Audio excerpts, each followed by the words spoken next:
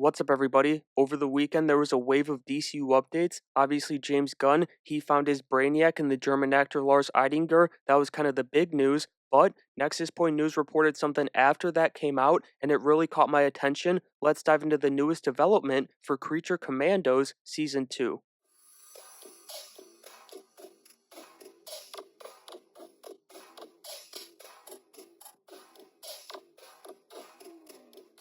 The first season of the animated series left us with Waller's team of weapons back at Belle Reve Prison in Louisiana, Rick Flag Sr. in the hospital, and of course we are past that now, but still, it was there, and the bride is in charge of the team, a team that gained two new members. One, he's a familiar face that got upgraded in GI Robot, and another, he's a familiar face to us, the audience, but technically, with the new universe of it all, he is a new one, King Shark. But since then, in the DCU, Rick Flag Sr. has taken Waller's throne atop the meta-human organization Argus, gotten in bed with Lex Luthor, and I think today's report tells us who's going to replace him as the military man in Season 2. Now, as we always do, take this with a grain of salt until it's officially confirmed, but Nexus Point is reporting that the hero Captain Atom will make his DCU debut in the second season of Creature Commandos. According to this report, he's set for a recurring role, so he'll appear throughout the season. It's not just going to be like a one-episode cameo.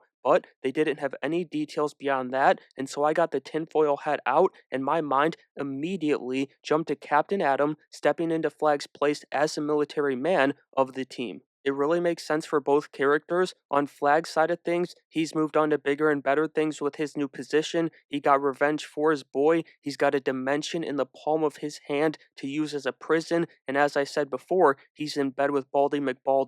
I doubt there's anyone who can push him off this path, not Waller, not the President of the United States, not even Lex himself. But it's not like Amanda Waller's gone for good. She's in the shadows right now, and Gunn loves Viola Davis, who doesn't, so she'll be back, I'd almost guarantee it. She's just waiting to play her cards, but the point of bringing up Waller was that this has kind of been a build-up for Rick Flag Sr. between losing Jr., the Picolistan mission, and now Flag feeling the power that Waller held for so long. It's a dangerous combo. Especially because this is basically a lifelong soldier that we've got here. He sees himself as the hero in the same way that Lex does. He believes he's still serving his country, serving the flag with his salvation ambitions, that he's keeping the people safe, as he always has tried to, taking these metas to a different dimension, but at the end of the day, it's all about one Rick Flag Sr. now. Lobo might be coming to the DCU, but there's nobody that gets the main man title in Ricky's book except the man in the mirror. Then on Captain Atom's side, it makes a ton of sense if they simply adapt his modern backstory. For those of you who don't know, Nathaniel Atom left his family to serve multiple tours in the Vietnam War, and I want to say it was 3 of them, but I might be off by 1 or 2 with that, and then he's framed during that time. So, to avoid execution and to get a presidential pardon, Atom agrees to experiments under the guise of General Wade Eiling. Those experiments, specifically the one where he endures a nuclear explosion outside of a UFO, turned the soldier into the hero, Captain Atom, but that same experiment shot him through time 20 years, and because of political BS, his pardon was off the table, and he was right back under the general's control. The government used him as their hero, they used him as their toy, and this is where he truly fits into Gunn's DCU. Now, you might have to adjust how far he goes in time. We're in the 2020s in the DCU, not the 80s, but it can work. Either that, or he's just still stuck working as the government's hero, something that wouldn't surprise me in a world of solo acts and corporate heroes. It also fits so damn well with how the commandos are built in Gunn's universe. It's not Task Force X, because they can't use humans, but Task Force M,